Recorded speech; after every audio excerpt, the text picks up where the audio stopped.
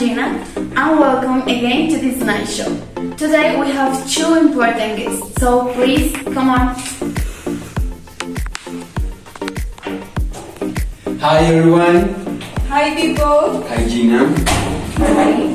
Hi Gina. How are you? We're fine. Fine. Thank you.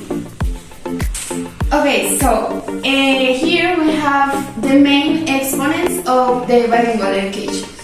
Okay, the main, nada tampoco. Well, we all know that you are not the main, but I am. But whatever. So we are going to start talking about the bilingual education, but I don't know if you can explain more about that. Okay, well, first of all, we have to talk about interculturalism. What is it? Okay, the interculturalism is when different cultures meet some things and maybe develop the knowledge and different behaviors in the society. Okay, yes. Let's do an example right now to understand better. So, you are going to act as a Mexican in Italy. Okay. Maybe I can be a British in, I don't know, in Mexico. Is possible? Mexico, okay. And I will be a German in Colombia. Okay. Okay. So, we have a bag of flour there in the table. What would you do with that bag of flour?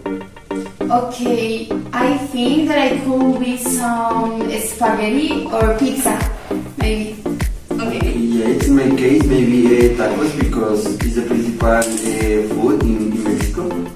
Okay, perfect. And I will do arepas with that bag of flour.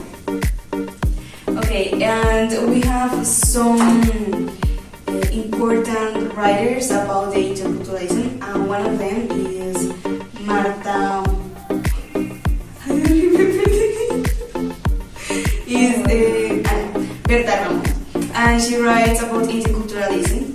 It's not only about the languages, but it's also about the behaviors and also all the things that compound a culture. And maybe if you see in the example, we can know that we are not foreign people, we are foreign person in another place, but we learn that culture and interiorize that things in our life maybe.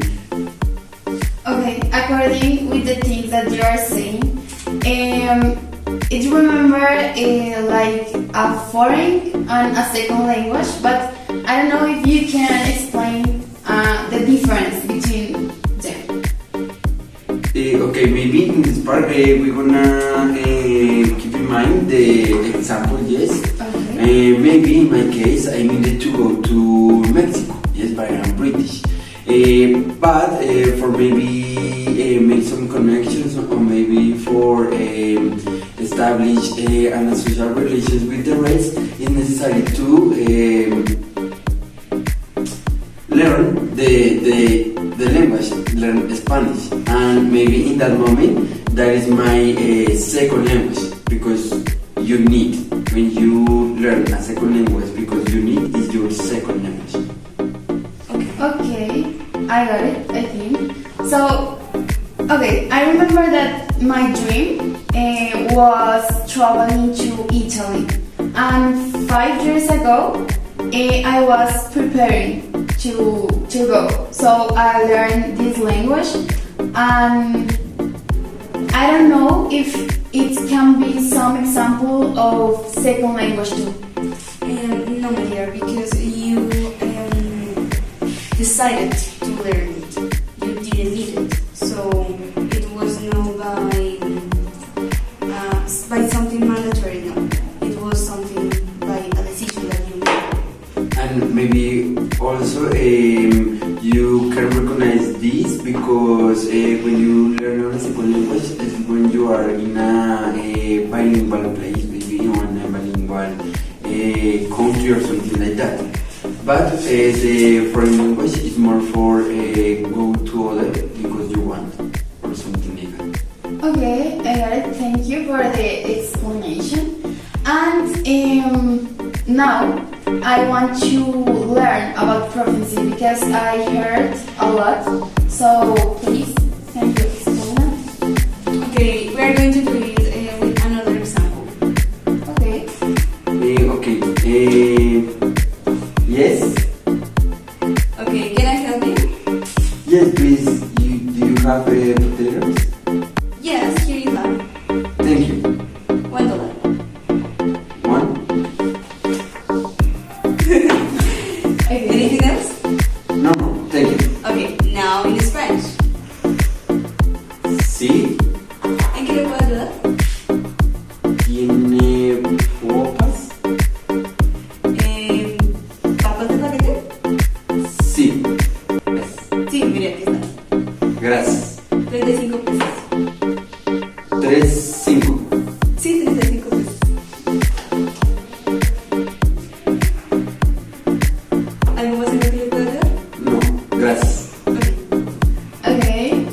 You see the difference? Yeah. Now I understand.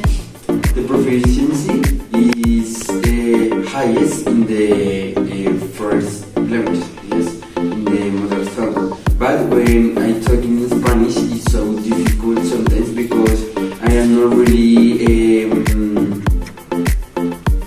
okay. My proficiency is not so good in Spanish. For that reason, sometimes it's more difficult to talk in the two languages.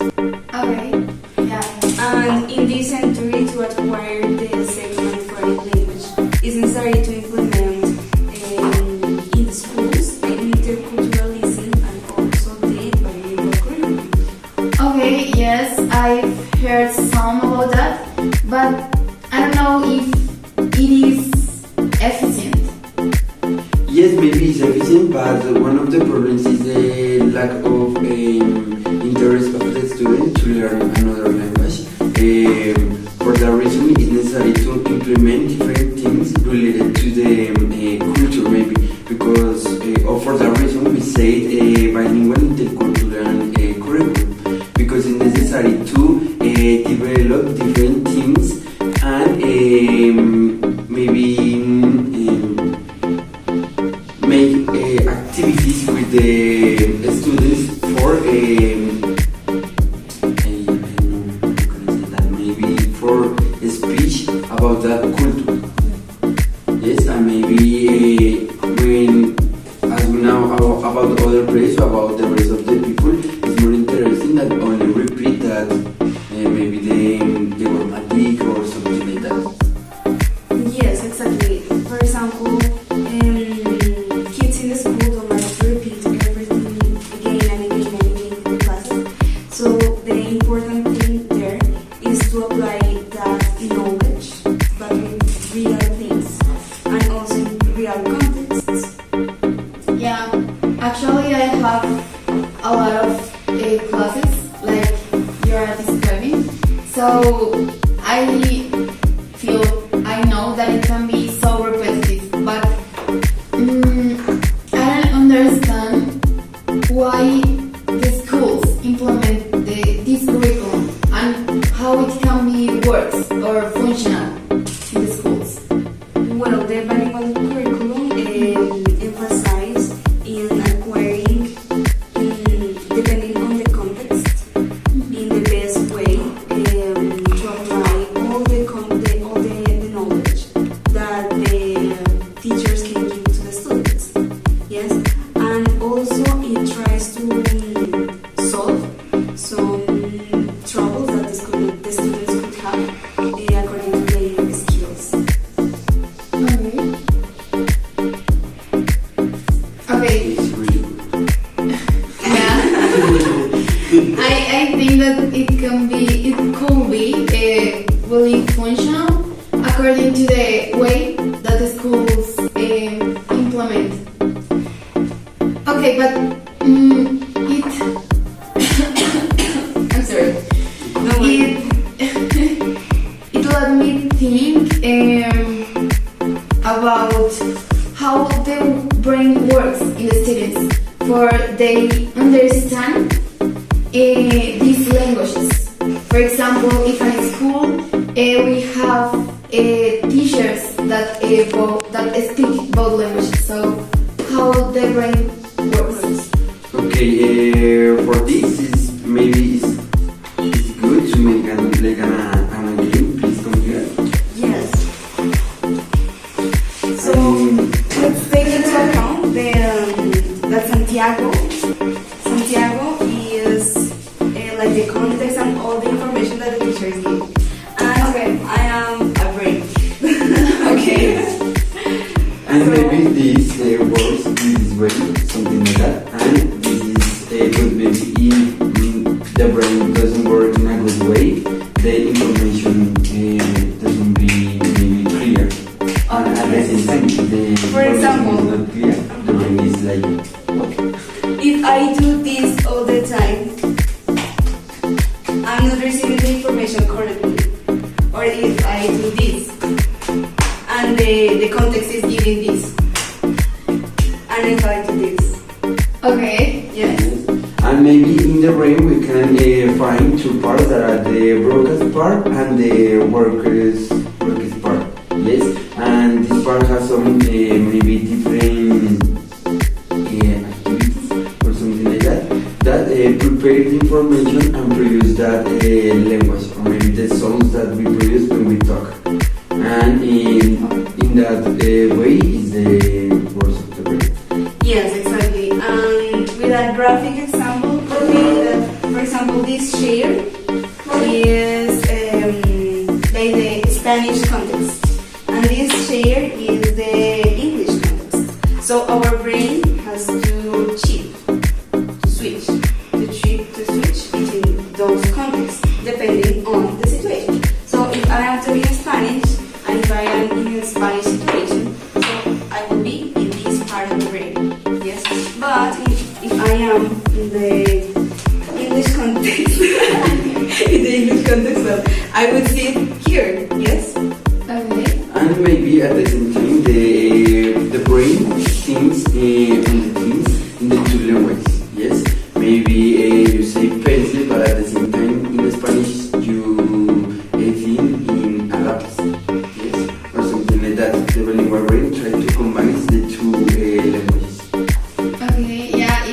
It is so interesting, and I've heard some about that, and it remember like a little documental that I saw, and it's mentioned that bilingual people have some benefits over the monolingual people. Like for example, the abilities and the mental health could be better than a monolingual person. Can be true of this? Yes. Actually, the bilingual education and in general, the bilingual brain has a lot of cognitive improvements. Yes, and maybe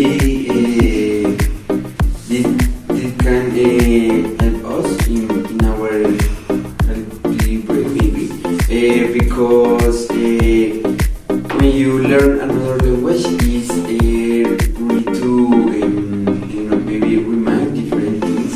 Yes, and can help you to has or be in active way in the society, maybe different things. Yes, and you can make different things at the same time, but then during this group that things maybe you are driving something and you are shutting. Yes, and you can develop those activities at the same time. Yes, it's like multitasking. Yes, and also it helps us to avoid some illnesses. For example, I am your mother, and I have Alzheimer. You could have Alzheimer also. Yes, when you were older. But if you have if you have a bilingual brain, probably you won't have Alzheimer because your brain is always working. Okay, it is awesome. I will become a bilingual person because I don't want to have Alzheimer. So, thank you. I think that the time is over. So, thank you for coming in this night. Thank you. Thank you a lot, Gina, for inviting us. It's nice to be there and maybe learn more about different things, maybe related to the education. And I think this program is so good. The Musketeers of Education is Yeah. nice. Yes. So I hope that you are learning more every day. So thank you for watching this video.